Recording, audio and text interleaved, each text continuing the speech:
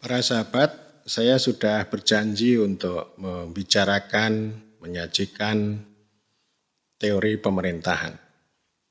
Ini menjadi bagian dari upaya saya untuk menghadirkan kembali teori pemerintahan termasuk bringing government back in atau membawa pemerintah kembali. Saya tidak akan berbicara secara urut dari yang klasik sampai yang kontemporer, tetapi saya akan menyampaikan secara mungkin tidak berurutan, tapi mungkin tematik sesuai dengan barangkali diskursus yang kira-kira penting, saya anggap penting, saya akan sajikan. Tentu saya tidak akan ngomong lagi tentang teori pemerintahan parlementer presidensial, bukan itu. Meskipun nanti suatu saat saya akan berbicara tentang institusionalisme pemerintahan. Kali ini saya akan bertutur tentang teori pemerintahan baru. Ini bukan governance. Biasanya para pendukung governance kan berbicara bahwa governance itu adalah pemerintahan baru. Bukan itu. Tetapi saya akan secara khusus menghadirkan karya atau mereview karya seorang profesor political science bernama Margaret Levy. Ini sudah sangat sepuh, seorang professor of government,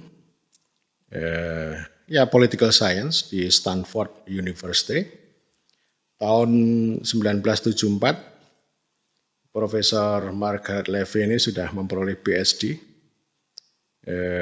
di bidang government di Harvard University ya. Tahun 74, saya belum sekolah. Sekarang beliau sudah emeritus ini. Nah, yang saya review adalah tulisan Levy, judulnya Why We Need a New Theory of Government. Jurnalnya di Perspective on Politics, volume 4 nomor 1 bulan Maret tahun 2006. Why We Need a New Theory of Government. Nah, ini kata government dalam bahasa Inggris ini kan sering membingungkan juga ini. Ini pemerintahan atau pemerintah. Kadang-kadang kita harus melihat kalimatnya juga gitu. Tetapi secara umum memang government dimaknai sebagai sebagai pemerintahan, dan tentu berbicara tentang government antara pemerintah dan pemerintahan itu tidak bisa dipisahkan. Kalau berbicara governance biasanya tidak akan berbicara banyak tentang government. Nah, apa yang ini klaimnya, klaim Levy. Apa yang disebut dengan teori pemerintahan baru? Gitu. Nah, saya akan review di jurnalnya dia ini. Jadi menurut Levy ini pemerintahan yang baik. Jadi dia menghadirkan kata kunci pemerintahan yang baik, tapi ini bukan good governance, tetapi good government. Yang itu konsep good government itu sebenarnya sudah dibicarakan oleh para founding fathers Amerika sebelum mereka mengenal governance. Menurut Levy, pemerintahan yang baik adalah yang representatif dan bertanggung jawab, responsible, akuntabel, dan responsif kepada populasi yang seharusnya mereka layani. Jadi kata kuncinya melayani, dan tentu efektif. Jadi ujungnya itu pemerintahan yang efektif, tapi di sana di titik awal representatif. Representatif harus sampai pada ujung yang namanya efektif. Di tengah-tengah itu ada konsep responsibilitas, akuntabilitas, responsif, sehingga akan menghasilkan efektif. Pemerintahan yang efektif menurut Levy itu mampu melindungi penduduk dari kekerasan, memastikan keamanan hak-hak properti, dan memasok barang-barang publik lain yang dibutuhkan oleh warga. Ya, jadi menjadi kepentingan warga itu nomor satu, kepentingan warga itu menjadi sasaran pemerintahan yang efektif. Pemerintahan yang paling representatif dan bertanggung jawab adalah di negara demokrasi. Tetapi tidak semua negara demokrasi memiliki pemerintahan yang efektif dan ada pemerintahan yang relatif efektif dan bahkan responsif di negara-negara non-demokratis. Ini posisinya di situ ya. Jadi dia, Levy tidak mempersoalkan apakah demokrasi atau tidak.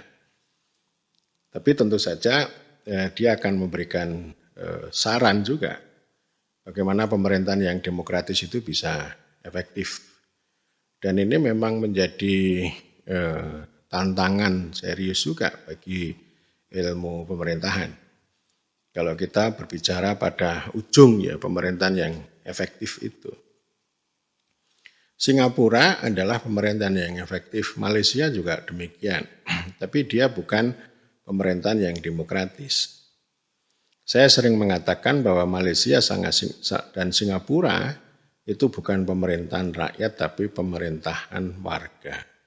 Pemerintahan yang berorientasi pada warga.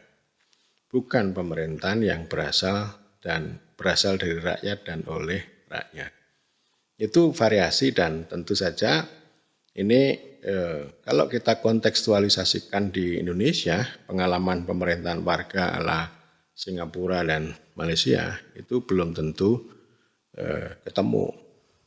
Kenapa? Karena ya ini faktanya adalah dinamika pemerintahan rakyat itu luar biasa dan nanti suatu saat saya akan berbicara tentang teori pemerintahan rakyat ini untuk menjawab tantangan Profesor Purwo Santoso. Kerakyatan yang dipimpin oleh hikmat kebijaksanaan.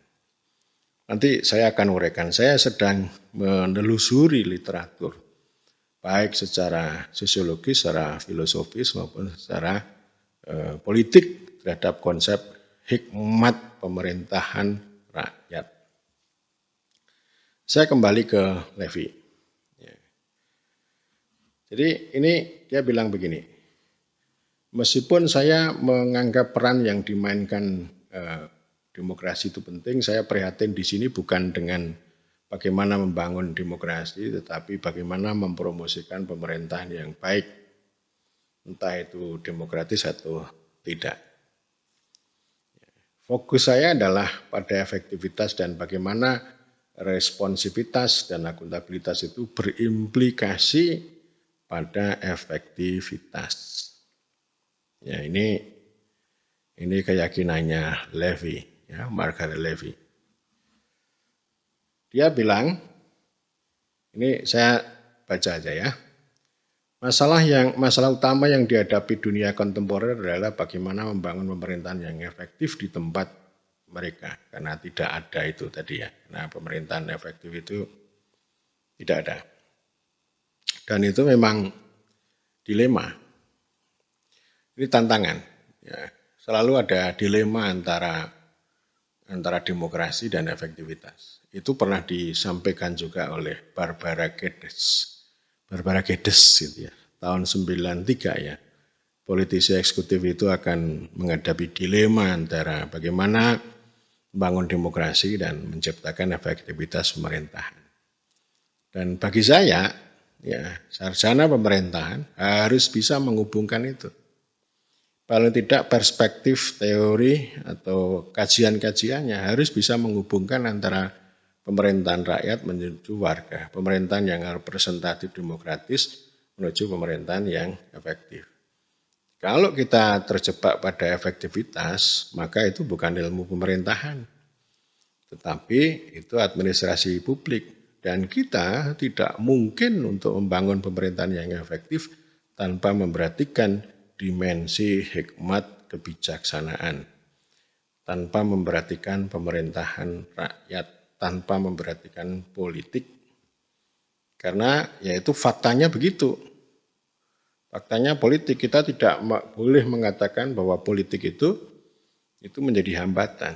Politik gak bisa diabaikan, ditiadakan, karena itu memang hakikat manusia. Dan saya juga ingin mengatakan bahwa kalau sekarang terjadi ledakan politik, itu karena sejarah atau histori yang panjang bahwa pemerintahan kita itu anti politik.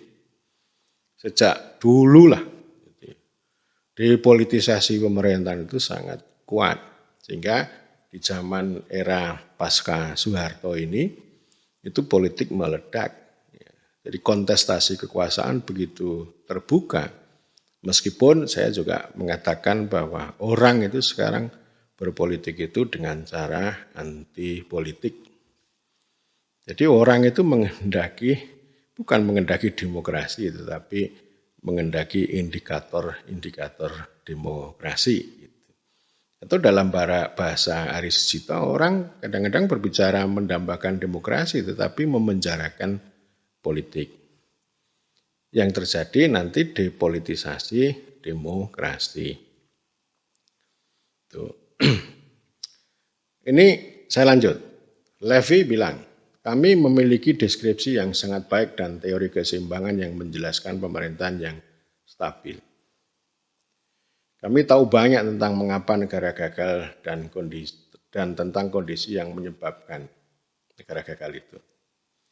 Kami semakin ahli dalam menjelaskan ini ya, mengapa beberapa pemerintah berkinerja sangat baik pada begitu banyak dimensi tiba-tiba berantakan. Ini dia mengambil contoh gitu ya, di beberapa negara termasuk Lebanon dan seterusnya ya. Sebagai ilmuwan sosial, kami telah membuat banyak kemajuan dalam mengidentifikasi komponen-komponen kunci dalam pemerintah yang baik dan pemerintah yang bermasalah.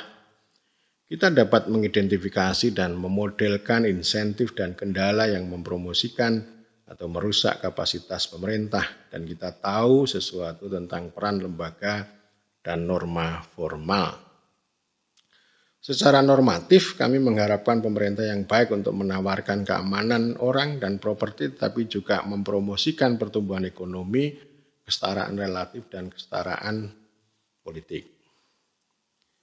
Secara positif, kami tahu sering ada pertukaran antara tujuan-tujuan ini dan pilihan yang dibuat memiliki konsekuensi untuk yang terbaik dilayani oleh pemerintah dan jenis pemerintahan yang masyarakat miliki. Yang tidak kita miliki adalah teori yang dinamis, teori yang mengandung endogenisasi mekanisme transformasi. Nah ini yang menarik ini, teori yang dinamis, ya, yang endogen yang mendorong transformasi pemerintahan. Teori governance mungkin diklaim dinamis ya, tetapi tidak endogen. Endogen itu dari dalam. Ini dia belum menjelaskan ya secara panjang apa yang disebut dengan endogenisasi mekanisme transformasi pemerintahan. Tapi nanti suatu saat saya akan temukan. Dia bertanya, bagaimana kita beralih dari keseimbangan yang bermasalah ke yang kita sukai? Bagaimana kita mengubah masyarakat yang tidak adil menjadi masyarakat yang adil? Bagaimana kita beralih dari partisipasi yang rendah ke partisipasi yang tinggi?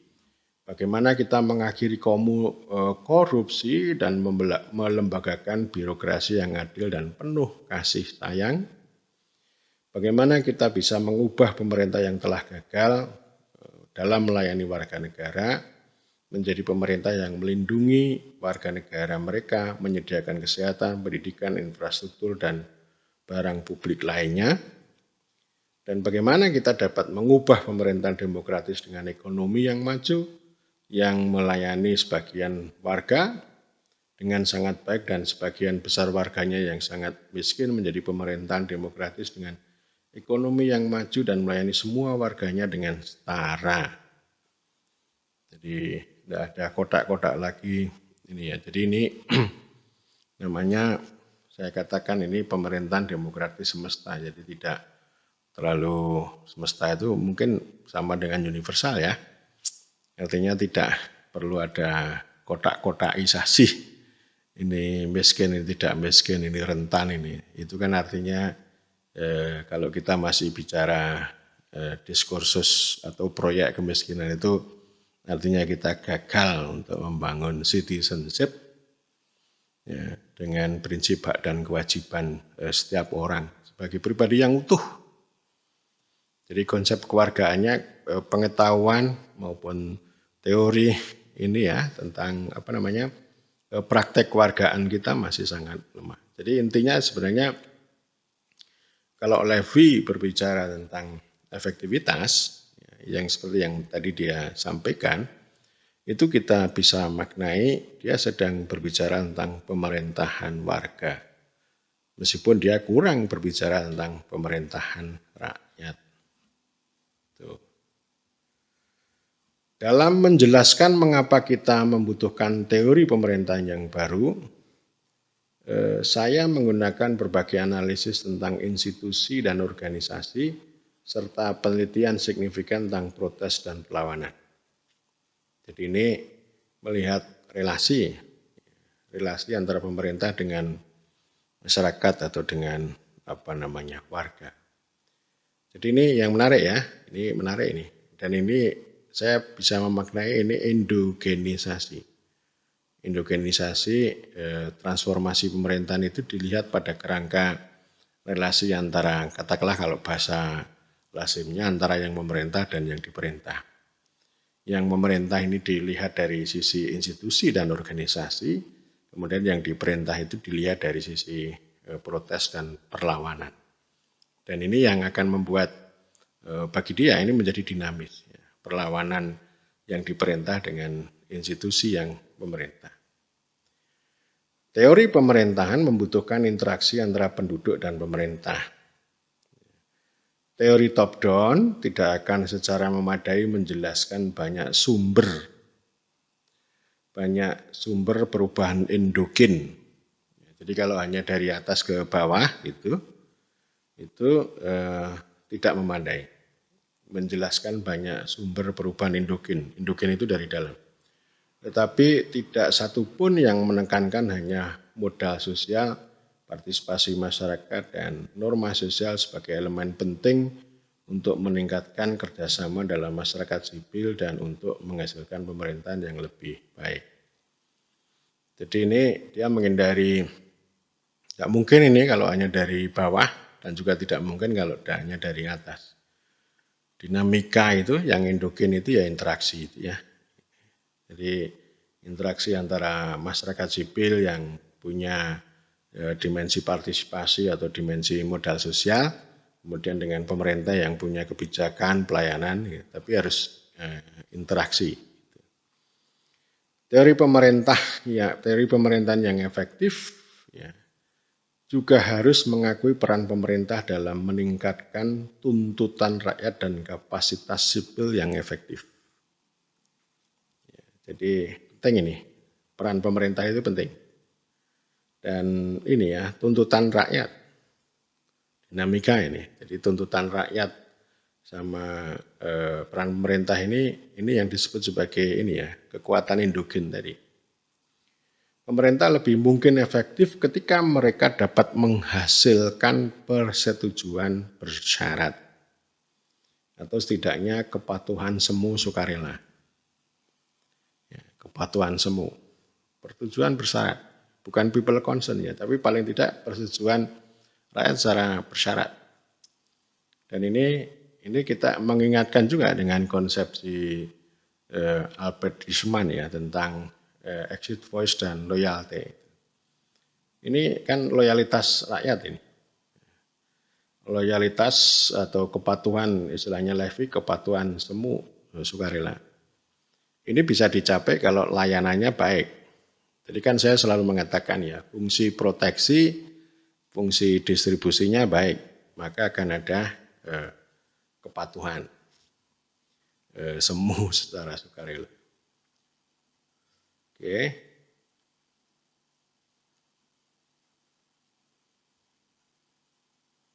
Ini ya, di sisi lain Levy juga bilang begini.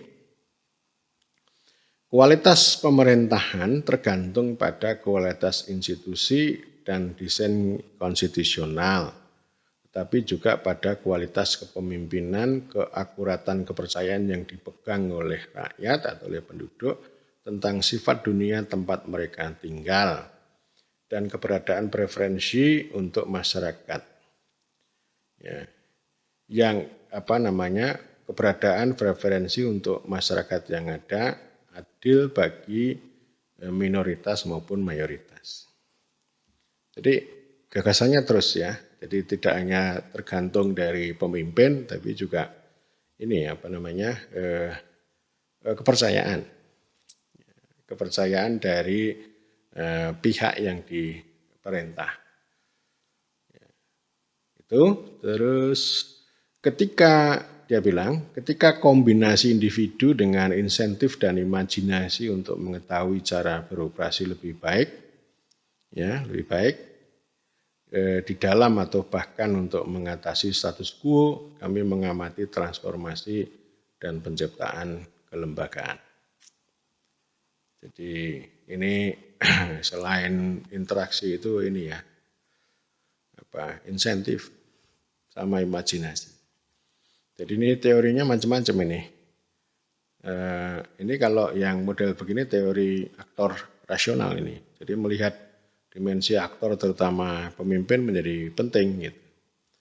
Jadi kalau saya melihat interaksi gitu kan, saya nggak begitu tertarik dengan governance ya. Meskipun itu penting juga, tetapi ketika ini ngomong interaksi antara institusi dengan protes gitu ya. Dan ini yang disebut dengan transformasi secara endogen. Itu saya lihat sebagai consensus politics.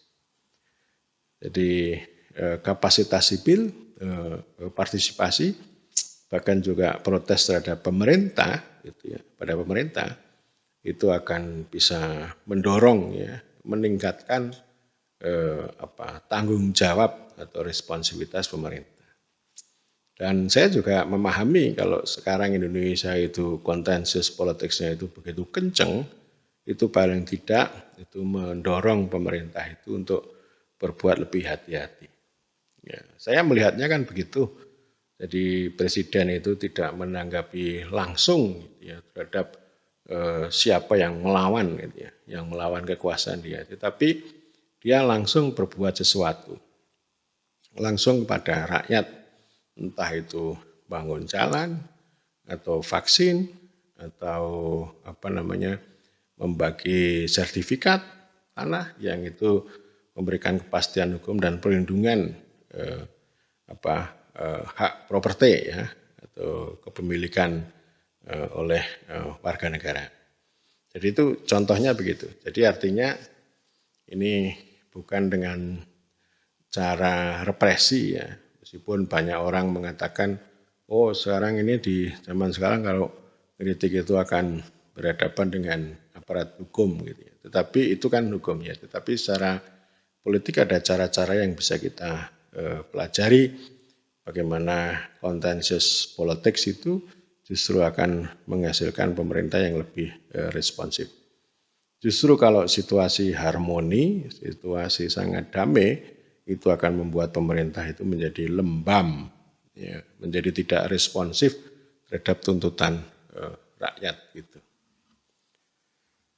Oke, ini, nah, terus dia bilang juga Margaret Levy ini, untuk mengembangkan teori pemerintahan yang efektif, pemerintahan efektif yang secara teoretik menarik dan dapat dibuktikan secara empiris, sementara juga berguna bagi mereka yang ingin meningkatkan kinerja pemerintah, mengharuskan kita terlebih dahulu menjelaskan apa yang kita ketahui tentang alasan variasi dalam pemerintahan.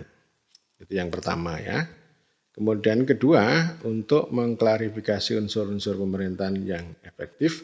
Dan yang ketiga, untuk mencari tahu bagaimana beralih dari pemerintahan yang tidak efektif ke pemerintahan yang efektif. Dia juga bilang, sebenarnya kita tahu banyak. Kami tetap dipengaruhi jika terkadang secara tidak langsung oleh debat-debat sebelumnya tentang teori negara. Ya, jadi ini terkait nanti teori pemerintahan dengan teori negara gitu. Untungnya dia bilang sekarang ada sedikit kekhawatiran dengan teori negara yang agak abstrak dan lebih banyak dengan pemerintah, organisasi dan individu yang membentuk dan mengelola kebijakan dan hukum publik. Gitu ya. Jadi ini yang menarik ya. Ini kan sebenarnya secara tidak langsung Margaret Levy ini juga berbeda dengan Skospol. Kalau Skospol itu bringing government back in, tetapi kalau Margaret Levy ini sebenarnya sedang berbicara kalau Teda Skospol itu bringing state back in, kalau Margaret Levy ini bringing government back in.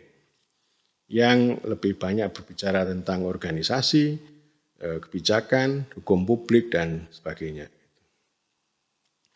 Pergeseran besar dalam personel, kebijakan, atau bahkan bentuk pemerintahan dapat berubah sementara negara tetap stabil. Jadi ini teori dinamis. Kalau kita berbicara tentang pemerintah itu ya, itu lebih dinamis daripada kita berbicara negara. Kalau negara itu ngomong stabilitas, ngomong order gitu ya. Ya, jadi ngomong totalitas entitas negara, bagaimana kita itu loyal pada negara, patriotik gitu, pro patria gitu ya. Padahal negaranya nggak beres. Gitu. Dia bilang, tetapi pergeseran itu dapat memiliki konsekuensi signifikan bagi efektivitas pemerintahan itu sendiri. Para pejabat yang menjadi staf pemerintah atau bagian yang bergerak dari negara. Mereka dipilih dan tidak dipilih, mereka bisa responsif atau inovatif. Jadi ini juga berbicara tentang pejabat publik termasuk birokrasi ya, supaya responsif dan inovatif. Oke. Sekarang secara teoritis bisa ditemukan mengapa Margaret Levy itu berbicara teori pemerintahan baru. Mengapa kita butuh teori pemerintahan baru? Ya. Jadi yang jelas dia sudah mengkritik teori negara ya, yang terlalu stabil dan statis. Ini kemudian yang kedua, ini dia melakukan kritik juga terhadap pandangan pluralis tentang pemerintah. Tentang pemerintah sebagai lapangan bermain, di mana berbagai kelompok mengatasinya. Jadi itu sama yang dikritik Skospol juga gitu. Jadi pemerintahan di Amerika itu menjadi arena bermain sehingga pemerintah itu hanya menjadi wasit. Ya, justru Levy dengan spirit ya, ini argumen saya, dengan spirit bringing government back in, itu mengatakan bahwa pemerintah adalah pemain penting dalam hak mereka sendiri. Mereka mempengaruhi aturan permainan, mereka mendistribusikan atau membagi kembali sumber daya politik dan ekonomi. Mereka dapat menghamburkan kekayaan suatu negara atau meningkatkannya. Ini bukan menurut dia, ini bukan pemerintahan menurut teori pluralis. Gitu. Namun Margaret Levy juga mengkritik gitu ya, mengkritik teori Leviathan Thomas Hobbes. Ini teori yang sangat negara yang sangat absolut. Yang ngeri seperti Leviathan atau monster, negara monster. Nah ini kalau menurut Thomas Hobbes yang dikutip oleh Levy, kunci pemerintahan yang efektif adalah kekuatan koersif yang terpusat, terutama di tangan penguasa. Nah ini Levy nggak cocok dengan pendekatan koersif ini. Pemerintahnya bukan bagian dari sistem antar negara atau tawanan dari kelas atau kelompok tertentu. Populasinya homogen dan mereka senang mendapatkan keamanan dengan imbalan kepatuhan mereka dengan pemerintah otoriter. Ini artinya ini ya, Levy ini pengen pemerintahan yang efektif, entah itu dalam kerangka demokratis atau otoriter, tetapi dalam perspektifnya itu dia nggak setuju juga kalau pemerintahan otoriter ini ya. Jadi orang butuh layanan, warga butuh layanan yang baik, tapi imbalannya adalah kepatuhan rakyat, kepatuhan warga itu pada pemerintah otoriter itu yang dia nggak mau juga. Dia bilang lagi, sekarang tentu kita semua tahu bahwa kita memiliki dan harus melampaui model Thomas Hobbes. Jadi artinya dia harus beyond pemerintahan otoriter. Tetapi apakah benar kita tahu itu? Apakah kita benar-benar telah melampaui pemerintahan otoriter? Ya, jadi ini bertanya, apa kita sudah melampaui tradisi Hobbesian? Apakah itu membuat solusi Hobbesian bagus untuk negara-negara, untuk banyak negara misalnya? Dia berpikir tidak, jadi dia anti Thomas Hobbes, jadi gak suka dengan Leviathan. Ya. Oke. Alasan dia menolak Thomas Hobbes itu pragmatis. Dia bilang bahwa kami tidak dapat mengambil kontrak sosial, kita juga tidak dapat menganggap kepatuhan dengan pemerintah yang dibenarkan terutama oleh kemampuan negara untuk memberikan keamanan hak orang dan properti. Kita tidak bisa sekarang dan tidak pernah benar-benar bisa. Jadi bahkan untuk bagian dunia di mana Hobbes mungkin paling relevan itu adalah solusi yang bermasalah. Jadi kata dia pemerintahan yang terlalu kuat, ya, yang terlalu otoriter, yang mengharapkan kepatuhan warga itu bukanlah solusi menurut Margaret Levy. Kata dia, pemerintah dan terutama pemerintah yang efektif tidak terjadi begitu saja. Bahkan ketika ada konstitusi yang dirancang dengan baik dan apalagi kalau tidak ada konstitusi. Ya kita ini contohnya. Konstitusi kita dahsyat ya. Meskipun ya selalu dikontestasikan, tetapi paling tidak sudah ada teks yang itu kita bisa pegang. Ya kalau kita mau berbicara tentang pemerintahan ya konstitusi itu, kerangka aksiologi ontologinya di sana. Dan di sana ada banyak keyword, ada banyak kata kunci yang secara epistemologi sangat menantang sebenarnya. Yang mau saya katakan akhirnya begini, kalau kita mengikuti cara berpikir Levy ya, pemerintahan kita tidak efektif itu karena kita tidak konstitusional gitu. Atau kita tidak mengembangkan pengetahuan dan praktek yang sesuai konstitusi. Tapi yang lain. Sebagian besar negara mengalami berhenti dan mulai dalam upaya mereka membangun negara dan pemerintahan yang berfungsi lebih baik.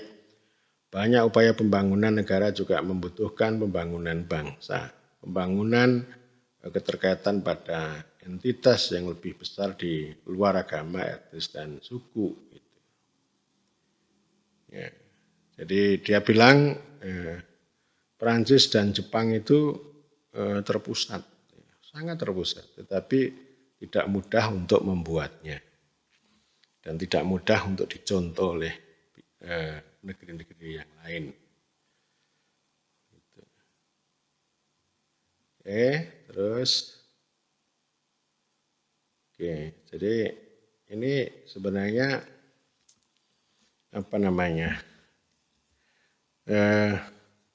Levy ini juga mengkritik ya konsep nation building ya, nation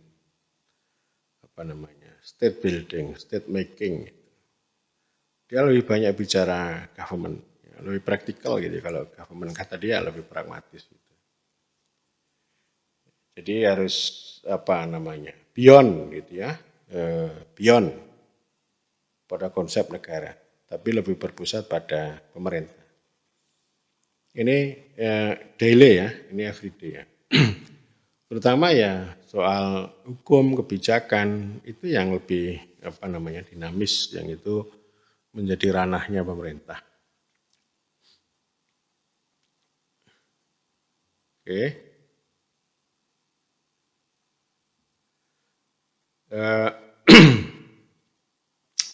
Levy juga bilang begini, ini yang apa kembali lagi ya. Pemerintah lebih mampu melaksanakan kebijakan mereka ketika mereka mencapai kepatuhan semu dan sukarela, bukan kepatuhan total, tapi sukarela. Itu kepatuhan yang dimotivasi oleh kesediaan untuk kerjasama tetapi didukung oleh paksaan. Agak dipaksa. Ini mensyaratkan bahwa subjek dan warga negara menerima sesuatu dari pemerintah dengan imbalan ekstraksi yang diambil pemerintah. Ekstraksi itu pajak. Jadi lebih konkret ya. Pemerintah mengambil pajak, dari pajak itu lalu ini ya, dapat imbalan warga itu. Tentu dengan pelayanan, dengan perlindungan dan pelayanan. Ya, memang ini pajak itu dahsyat sebenarnya. Kita kan kurang di situ. Saya mengatakan bahwa pajak itu menjadi bagian sangat fundamental dalam citizenship. Ya. Daripada mengeruk sumber daya alam pasti menimbulkan konflik dengan masyarakat setempat, masyarakat adat, dengan daerah. Tapi lebih baik yang paling utama pendapatan negara itu berasal dari pajak warga. Ini juga berarti bahwa kepatuhan selalu bersyarat. Kepatuhan warga itu ya. Ini akan bervariasi karena pemerintah berbeda dalam kinerja, kejujuran, perhatian terhadap proses hukum, dan faktor penentu lain dari keandalan pemerintah. Ketika pejabat pemerintah menjadi ini ya, menjadi sangat alim gitu, kehilangan monopoli mereka atas kekuatan atau membuktikan tidak mampu mengekstraksi sumber daya yang diperlukan untuk menghasilkan barang kolektif, maka akan muncul ketidakpatuhan, perlawanan, dan bahkan kegagalan. Jadi kemampuan ekstraksi dan kemampuan membagi gitu ya. Atau kehilangan, kehilangan monopoli atas kekuasaan.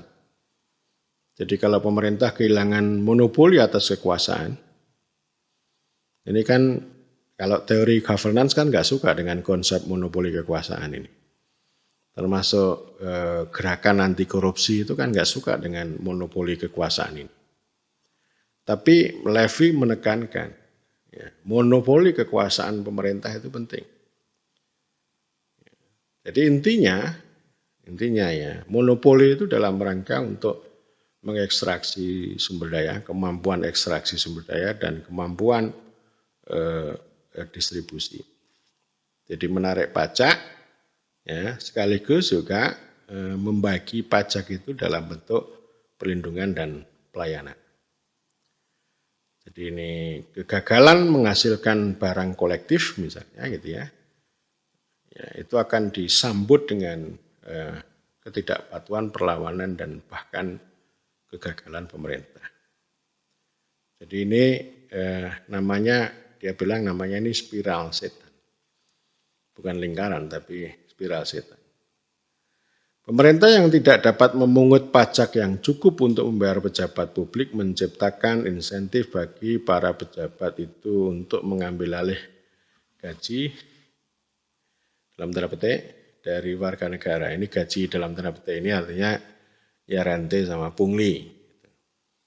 Seringkali dengan paksa. Hal ini pada gilirannya menyebabkan timbulnya geng-geng bersenjata ketika penduduk berusaha melindungi diri dari pemerintahan mereka sendiri. Jadi artinya ini geng-geng ini kan karena tidak secure, tidak ada monopoli ya kekuasaan ya.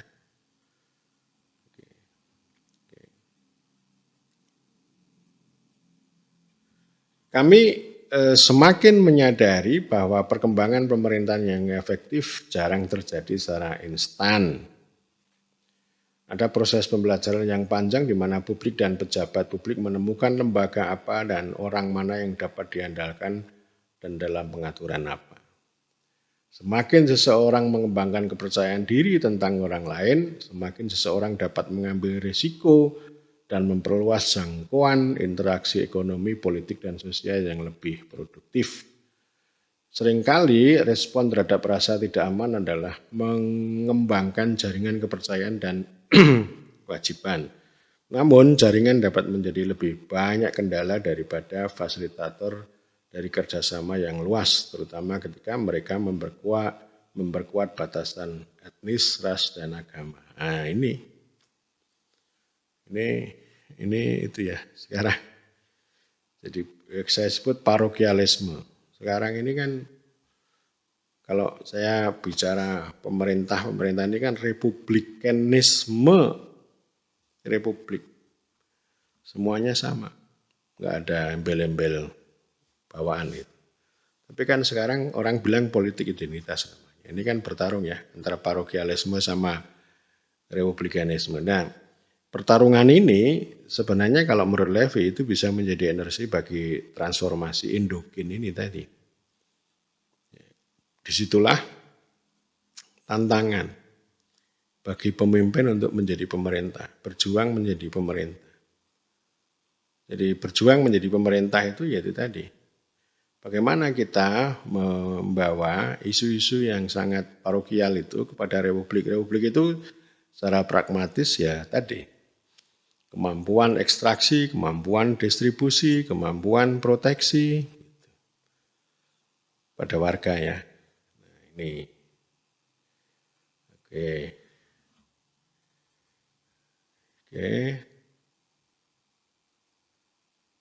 Terus Ini, saya bacakan lagi nih. Ini yang disampaikan Levy. Kami tahu banyak tentang apa yang diperlukan oleh pemerintah yang efektif dan mengapa negara gagal. Ada beberapa contoh pemerintahan yang relatif efektif dan adil, tetapi kita masih memerlukan cetak biru untuk cara membuat dan menciptakannya kembali. Langkah selanjutnya kita harus mencari tahu bagaimana mencegah mereka dari kegagalan, bagaimana membangun kembali mereka ketika mereka miliki, dan bagaimana memastikan bahwa mereka responsif dan bertanggung jawab kepada mereka yang seharusnya mereka layani. Kita seharusnya tidak puas dengan solusi Hobbesian, pemerintah yang hanya menyediakan keamanan terhadap kekerasan. Tujuan kami bukan hanya tatanan sosial, tetapi masyarakat yang aman, adil, dan makmur yang pemerintahnya memperoleh dukungan dan loyalitas yang diperoleh dari warga negara. Itu yang disebut dengan preskripsinya Levy ya, atau tujuan atau telosnya ya, telos itu. Oke. Untuk membangun teori pemerintahan yang efektif, ini pemerintahan yang efektif maksudnya bukan teorinya yang efektif, tapi pemerintahan yang efektif, kita perlu reorientasi pemikiran kita. Terlalu banyak analisis fokus pada keberatan pada pemerintah dan tidak cukup pada apa yang disediakan pemerintah. Jadi pemerintah kalau dilucuti, dipotong-potong. Misalnya pengalaman kita berbicara, kita kan desentralisasi. Artinya kan pemerintah kita ini menyebar, tidak hanya pemerintah pusat. Layanan publik juga diberikan oleh pemerintah daerah. Tetapi cara berpikir kita, cara mengatur kita, itu kekuasaan pemerintah daerah itu dipotong.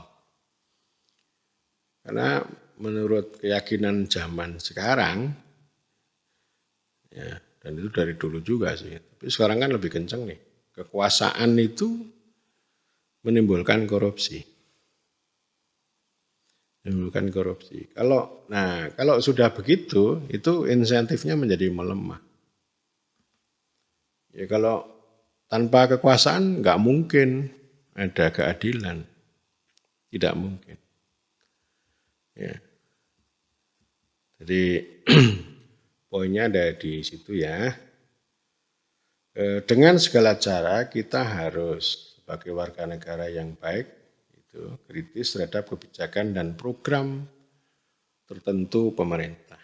Namun salah satu efek paling jahat dari evolusi neoliberal adalah untuk menyamarkan seberapa besar kita bergantung pada infrastruktur pemerintah, baik fisik maupun sosial. Gitu ya. Jadi ini Levy juga mengkritik model neoliberal juga. Anti korupsi itu neoliberal. Jadi kalau monopoli kekuasaan pemerintah itu dipotong gitu ya, memang itu solusi neoliberal. Tapi neoliberal itu juga kontradiktif karena mereka memaksa pemerintah itu untuk melayani mereka, untuk melayani kepentingan pasar gitu.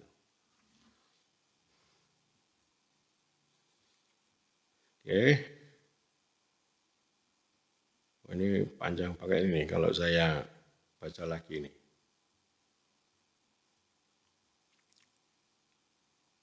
Oke.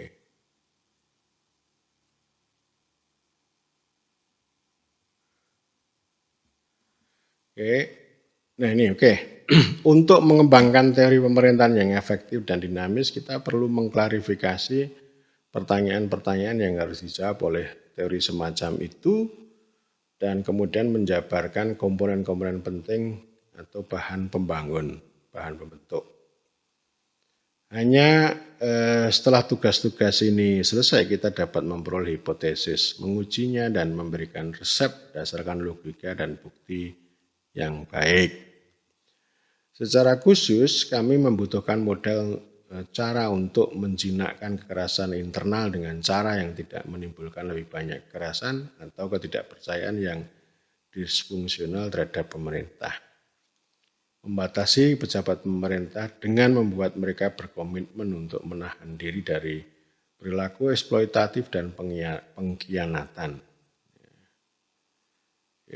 Mengkompensasi yang kalah dari pembangunan institusi menghasilkan persetujuan kontingensi dengan membentuk pemerintah yang memenuhi standar keadilan dan proses hukum yang berlaku, menyediakan barang kolektif untuk kepentingan kolektif,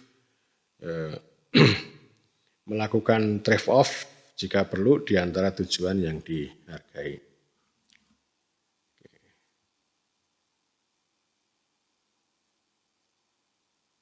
Oke.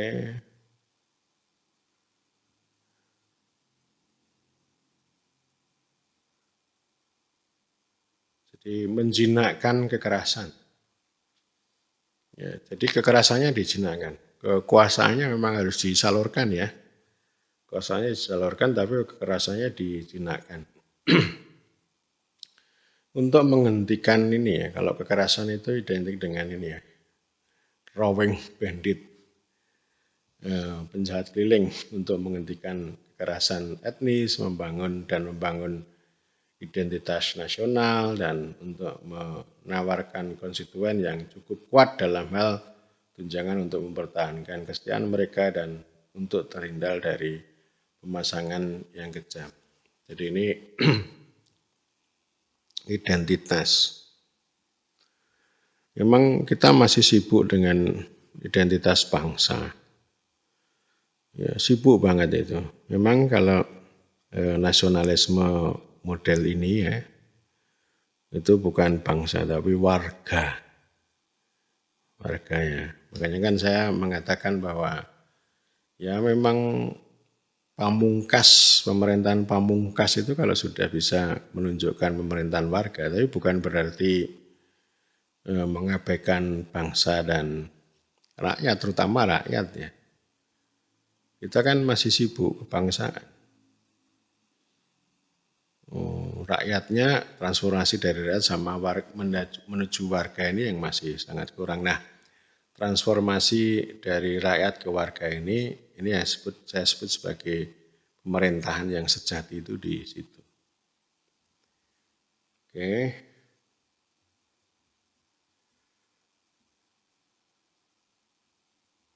Oke, sebentar. Ini masih bicara banyak kekerasan ini.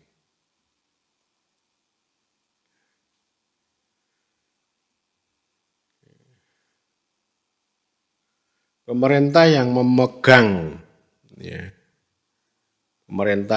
memegang semua kewajiban yang sama adalah pemerintah yang memiliki kapasitas dan kemampuan untuk melakukannya. Kualitas yang merupakan fungsi dari siapa pemerintah bergantung. Jadi kewajiban saya sering mengatakan kata kuncinya kan ini kekuasaan nomor satu, kemudian diwujudkan dilembagakan menjadi kewenangan. Kewenangan ini akan menghasilkan kekuatan dan kekuatan ini akan menimbulkan kewajiban. Jadi itu kekuasaan itu harus dikanalisasi dalam bentuk itu tadi ya, urutannya begitu. Itu kita ngomong pemerintah itu di situ. Jadi artinya bukan sesuatu yang administratif ngomong kewajiban, tapi kewajiban itu ada asal-usulnya itu dari sana, dari kekuasaan dan kewenangan.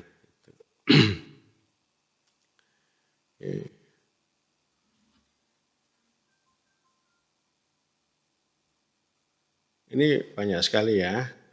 Juga dilihat dari sisi pemerintah. Levi juga melihat dari sisi yang diperintah warga, masyarakat dan seterusnya. Dia bilang kepercayaan yang mendasari pada pemerintah dan kesediaan untuk patuh adalah penilaian atas keadilan dalam implementasi hukum dan distribusi barang publik. Apa yang dimaksud dengan keadilan dan apa yang dianggap sebagai barang publik yang diinginkan berbeda di masyarakat dan waktu. Meskipun demikian, setiap pemerintah yang tidak memenuhi harapan yang dipegang secara luas mengenai masalah-masalah ini cenderung mengalami perlawanan dan perbedaan pendapat. Jadi selalu kata kuncinya penting kita melihat pemerintahan dari sudut ini ya, dari sudut yang diperintah, dari sudut warga, dari sudut rakyat. Jadi rakyat itu artinya ya, tidak hanya membentuk pemerintah, tapi penting ya. Jadi ini kan rakyat, pemerintah, negara, warga. Tapi warga ini kan siklus ini ya. Jadi warga itu bisa menjadi rakyat juga yang kalau dalam pelajaran sistem politik dari warga ke rakyat itu namanya feedback. Ya, feedback. Dari output administratif ke input politik. Nah, distorsinya memang bisa di mana-mana. Output administratif itu juga bisa menimbulkan distorsi. Ya, kalau birokrasinya tidak melayani dan melindungi dengan baik, maka itu menimbulkan distorsi dan di sini ini kata Levi menurunkan kepercayaan, menurunkan loyalitas. Lalu protes, berontak, atau dalam bahasanya Albert Disman ya akan voice dan bisa exit maksudnya. Ya. Dan akhirnya Levi tetap kembali ke demokrasi. Ya. Demokrasi membantu menyelesaikan masalah kepatuhan dan kepercayaan diri, tetapi tidak sepenuhnya. Transparansi dan kontestasi yang didorong oleh demokrasi dapat merusak terkadang dengan tepat dan terkadang tidak kepercayaan pada agen pemerintah. Ya, jadi transparansi dan kontestasi itu ya. Sekarang ya di Indonesia itu seru di sini. Demokrasi juga tidak dengan mudah menyelesaikan masalah pertukaran antara tujuan kebijakan yang berbeda. Bahkan hal itu dapat memperburuk masalah dengan menciptakan tawar-menawar pork barrel ya, atau daging babi. Alih-alih perhitungan rasional biaya dan manfaat dari berbagai kebijakan. Jadi ini apa namanya demokrasi diperlukan, penting gitu ya, tapi juga dia kritisi gitu. Levy juga ini ya, akhirnya dia begini. Sekarang kita dapat memulai mempertimbangkan bahan-bahan penting untuk pemerintahan yang efektif. Bahkan jika kita belum berhasil mensintesis atau endogenisasi, mereka menjadi teori yang dinamis. Bahan-bahannya ada 3 di sini ya. Pertama, pengaturan kelembagaan yang tepat menyelaraskan insentif. Jadi insentif itu penting. Insentif pemerintahnya, pejabatnya. Jadi kita harus clear ya. Saya kan sering ngomong soal gaji ya. Kan kadang-kadang orang jadi pejabat saya tidak akan ambil gaji misalnya. Karena mau mengambil yang lain barangkali ya. Gaji ini ya itu kehormatan bagi saya ya. Jadi orang malah bilang bahwa orang dengan gaji yang rendah, jadi kayak malaikat itu, pendekatan malaikat. Jadi akhirnya malah tidak tepat dalam hal ini. Jadi mengabaikan dimensi insentif. Tapi Levy menekankan insentif itu penting. Kepemimpinan yang dapat memungkinkan pemerintah untuk memberikan keamanan dan layanan kepada warga. Jadi ini pintu masuknya kepemimpinan ya. Tapi jangan berhenti kepemimpinan kalau saya ya. Jadi harus transformasi dari sekedar leadership menjadi government. Ketiga, keyakinan dan harapan yang realistis tentang kapasitas dan komitmen pemerintah dan preferensi aktor pemerintah untuk hasil seperti keberhasilan pemerintah dan masyarakat yang adil yang mungkin sebelumnya tidak dapat diakses. Ya, jadi dia bilang yang pertama insentif dan institusi itu ini udah resep lama. Ya, jadi misalnya ya ini 2 poin ya, institusi dan insentif itu inherent dalam tubuh pemerintah. Ya orang menjadi pemerintah kan punya insentif. Insentif itu kan perlu dikanalisasi tapi juga dilimitasi. Jadi institusi itu kan wujud konkretnya kan organisasi dan aturan, rules. Nah, rules, aturan itu kan kalau kita ini kan lebih banyak constraining, membatasi. Bukan enabling, tapi ya maksudnya enabling dulu baru constraining gitu.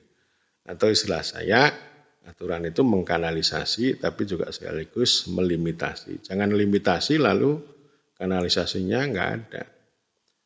Sekali lagi yang saya katakan hukum itu adalah ekspresi kehendak politik. Dan ini penting Levy ini untuk ya kunci ya, insentif bagi pemerintah itu penting ya. Meskipun kalau kita ya selalu ngolok-olok. Saya gajinya besar tapi kinerjanya rendah. Gitu. Oke.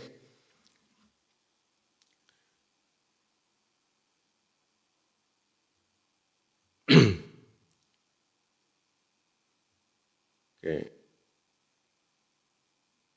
Sebentar. Kepemimpinan, ini dimensi yang kedua ya, kepemimpinan menyelaraskan insentif membantu merancang dan mendesain ulang lembaga, menyediakan lingkungan belajar yang memungkinkan individu untuk mengubah atau merevisi keyakinan dan memainkan peran utama dalam mendorong preferensi. Yang paling penting kepemimpinan baik pemerintah maupun dalam masyarakat sipil, jadi ini pemimpin tidak hanya terpusat pada pemerintah tapi juga masyarakat sipil, menyediakan lembaga manusia yang mengkoordinasikan upaya orang lain. Ini bukan pertanyaan Machiavellian gitu ya, yang memanipulasi penduduk untuk mencapai tujuannya, tapi tentang kepemimpinan yang menggabungkan beberapa kompetensi strategis dan kompetensi lainnya yang Machiavelli gambarkan dengan etika tanggung jawab. Ini Weberian. Menarik ini, etika tanggung jawab atau vocation ya, vocation. Saya sudah ngomong di video sebelumnya ya. Jadi yang politisi yang menjadi pemerintah itu panggilannya mereka bekerja atas dasar keyakinan. Tapi ini ditambahkan oleh Levy harus ada insentif. Penting itu, insentif yang dilembagakan. Oke. Ini leadership. Oke. Banyak sekali nih soal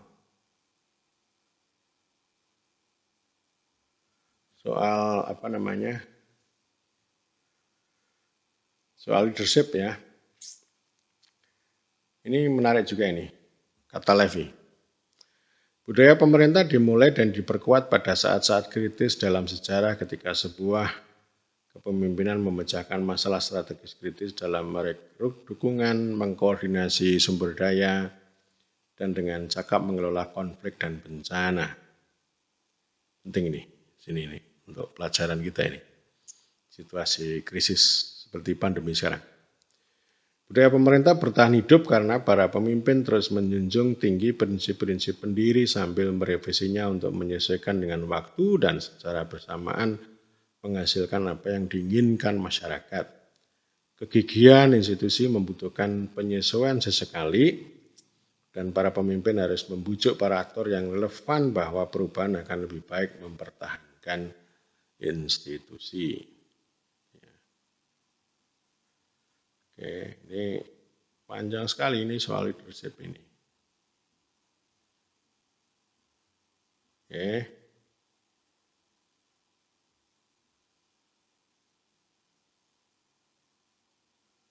Oke, kemungkinan transformasi dari pemerintahan yang tidak efektif menjadi pemerintahan yang efektif bergantung pada kepercayaan masyarakat dan norma-norma yang dihasilkannya.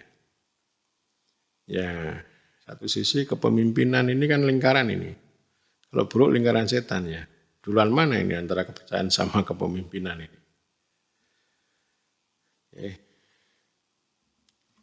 Orang-orang yang ingin mengubah kebiasaan dan norma-norma yang telah melindungi mereka dan mempromosikan tujuan individu mereka, kecuali mereka yang yakin bahwa keadaan telah benar-benar berubah.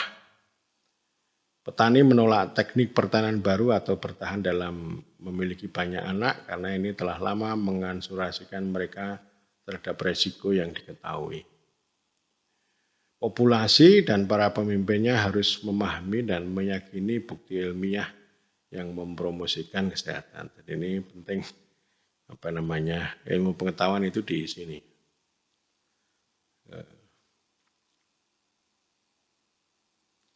Mereka yang mengandalkan jaringan atau governance ya daripada pasar atau pemerintah sering kurang percaya diri pada sistem hukum dan harus belajar bahwa pemerintah dapat diandalkan. Keterikatan pada agama-agama tradisional bahkan dalam bentuk ekstremis atau fundamentalis memberikan penghitungan dunia yang mungkin sesuai dengan pengalaman penganut realitas. Mengubah keyakinan yang mendukung ortodoksi agama mungkin membutuhkan penganut yang meyakinkan bahwa mereka akan mendapatkan apa yang mereka butuhkan dari sumber-sumber alternatif. Para pemimpin dan aktor pemerintah dapat mengubah keyakinan dan membantu aktor untuk mempelajari cara-cara baru berinteraksi di masyarakat hanya sejauh mereka dapat menciptakan kepercayaan terhadap keandalan dan kualitas informasi dan layanan yang disediakan oleh pemerintah. Jadi ini kepercayaan ini kayak jenis keyakinan terhadap agama ya. Sehingga ini penting untuk ya ini contohnya informasi yang paling gampang ya, informasi terus menerus gencar untuk dilakukan. Jadi selain tentu distribusi proteksi itu penting, tapi informasi juga memainkan peran penting di sini untuk membangun kepercayaan masyarakat kepada pemerintah.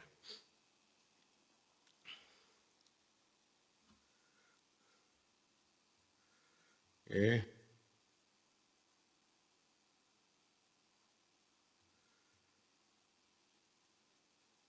Oke, sebentar.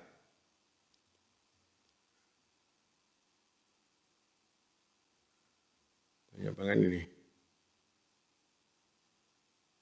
Oke. Bentar ya.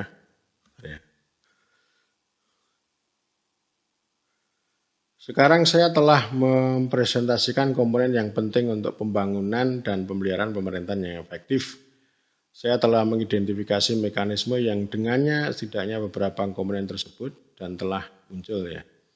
Badan manusia melalui kepemimpinan, reformasi kepercayaan, pembentukan preferensi dan dukungan konstituen yang tersebar luas, memberikan asupan bahkan yang hilang dari teori dinamis pemerintahan yang efektif. Namun kita masih kekurangan resep untuk mengubah elemen-elemen ini menjadi pemerintahan yang memenuhi kepentingan populasinya, semua populasinya, sementara juga mereproduksi dirinya sendiri secara teratur dan tanpa trauma yang rusak. Akumulasi pengetahuan dan penelitian sekarang pada titik di mana kita dapat meramalkan munculnya teori dinamis pemerintahan yang efektif. Ini adalah tantangan kita sebagai ilmuwan sosial dan perbatasan bagi berikutnya. Ini kalimat terakhir yang disampaikan oleh Margaret Levy. Jadi intinya tadi ya, makronya itu kan sudah di awal secara konsep representatif ke pemerintahan yang efektif. Pemerintahan yang efektif itu ada 3 bahan tadi ya. Ada institusi sama insentif, kedua kepemimpinan, kemudian yang ketiga kayak ini ya, keyakinan, kepercayaan dari masyarakat.